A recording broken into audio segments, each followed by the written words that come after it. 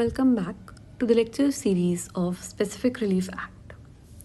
अब तक हमने देखा इमूवेबल प्रॉपर्टी का पोजेशन।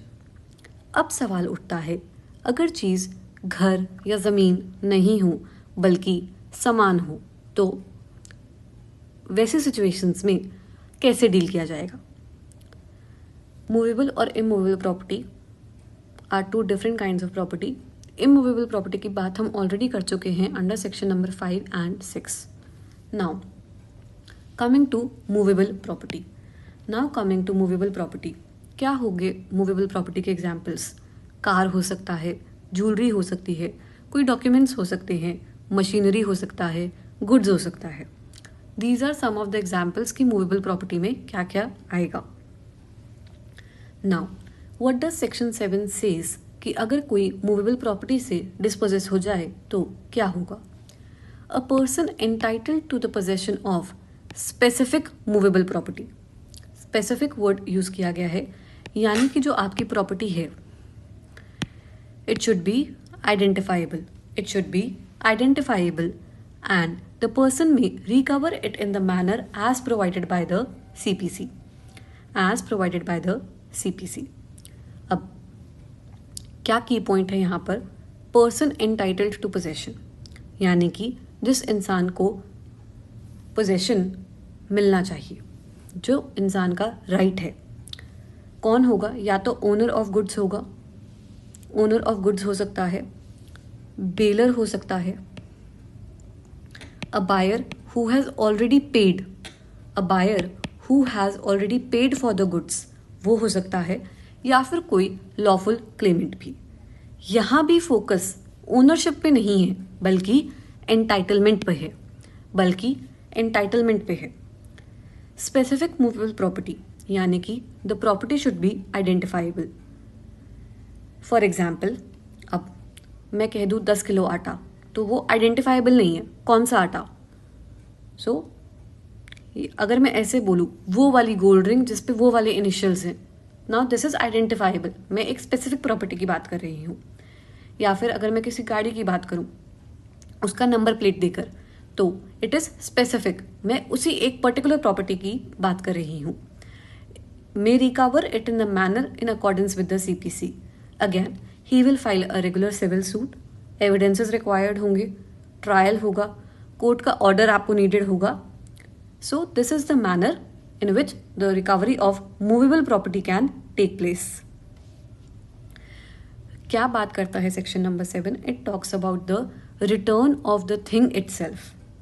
अगर वो पॉसिबल नहीं है then it talks about compensation.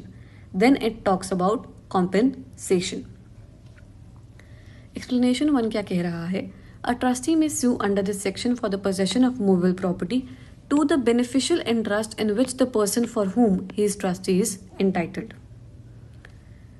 Explanation 2 एक important concept की बात करता है. It talks about a special or temporary right to the present possession of the movable property is sufficient to support a suit under this section. मान लो वो चीज़ आपकी है या नहीं है, बट अगर आपका करंट पोजेशन की मैं बात करूँ वो आपके पास होनी चाहिए थी और वो आपके पास नहीं है, then the suit is maintainable. For example, in the case of Cheeman Lal versus firm New India 1962 Supreme Court. 1962 Supreme Court, यहाँ पर the court said when movable property is specific and identifiable, तभी तो court आपको delivery दे पाएगा।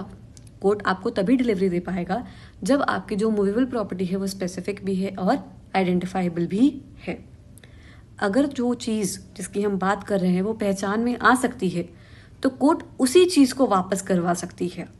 The return of the thing itself is the concept of section number 7. This was held in this case. For example, एक और example ले लेते हैं। अब हम केस लॉ से बाहर आ रहे हैं। ए बी को अपना कैमरा देता है फॉर शूटिंग। बी वापस देने से मना कर देता है। अब कैमरा आइडेंटिफाइबल है तो सेक्शन 7 में सूट किसका फाइल होगा? उस कैमरे का ही फाइल होगा, not just the money value of the camera, not just the money value of the camera. Then there is section number 8, which talks about liability of the person in possession of movable property. Any person having the possession or control of a particular article of movable property of which he is not the owner may be compelled specifically to deliver it to the person entitled to its immediate possession in any of the following cases. अब यहाँ पर वो specific situations भी दे रहा है कि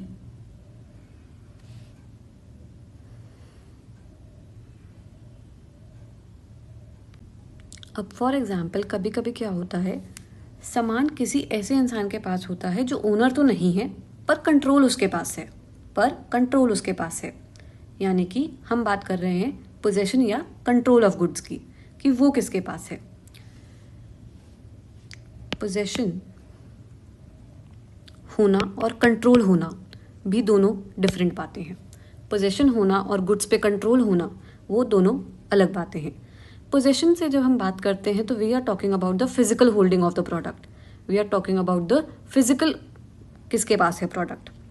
control की बात हम करते हैं पावर टू डिलीवर में, कि उस गुड्स के आगे डिलीवर करने का राइट किसके पास है. For example warehouse owner हो सकता है, कोई एजेंट हो सकता है, या कोई बेली भी हो सकता है. Then there is present possession, immediate possession की बात करते हैं, जिसका हक अभी इसी वक्त से है.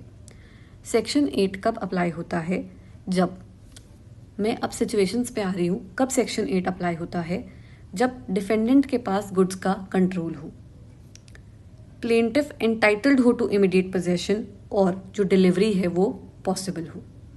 This is the crux of section 8.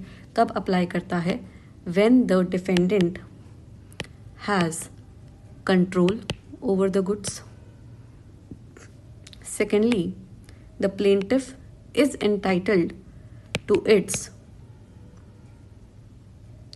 immediate possession and the delivery is possible.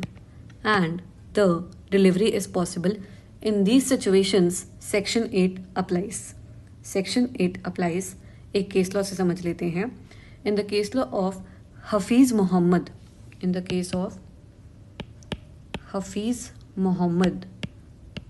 versus State of UP. This is a case of Allahabad High Court. यहाँ पर कोर्ट ने कहा था, court can direct delivery of movable property from person having control. In lemons language, कोई अगर एक goods हैं जो गोडाउन में पड़े हैं, जो गोडाउन का ओनर है वो रिफ्यूज कर रहा है गुड्स देने से, तो कोर्ट क्या करेगी, it will direct the godown owner to deliver the said goods. अब क्वेश्चन ये आता है कि 7 और 8 में डिफरेंस क्या है. 7 और 8 में डिफरेंस क्या है.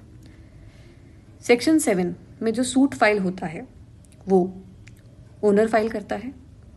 सेक्शन 8 में सूट कौन फाइल करता है, जो पर्सन एंटाइटल्ड है to the property, entitled person. Section 7 में सूट किसके अगेंस्ट फाइल होता है, रॉन्गफुल पोजेसर के. 8 में किसके अगेंस्ट फाइल होता है, जिसके पास गुड्स का कंट्रोल है. क्या नेचर ऑफ रिलीफ है दोनों में. सेक्शन 7 में आपको गुड्स का रिकवरी मिलता है. सेक्शन नंबर 8 में you get the delivery of goods.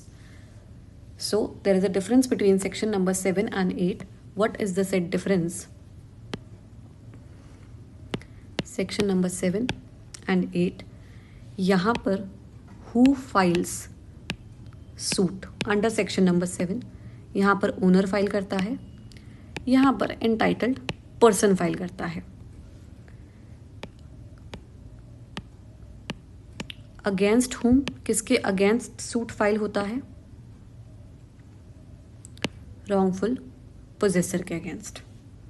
यहाँ पर किसके अगेंस्ट फाइल होता है, जिस इंसान के पास कंट्रोल है गुड्स का, पर्सन हैविंग द कंट्रोल. क्या नेचर ऑफ रिलीफ मिलता है दोनों सेक्शंस में.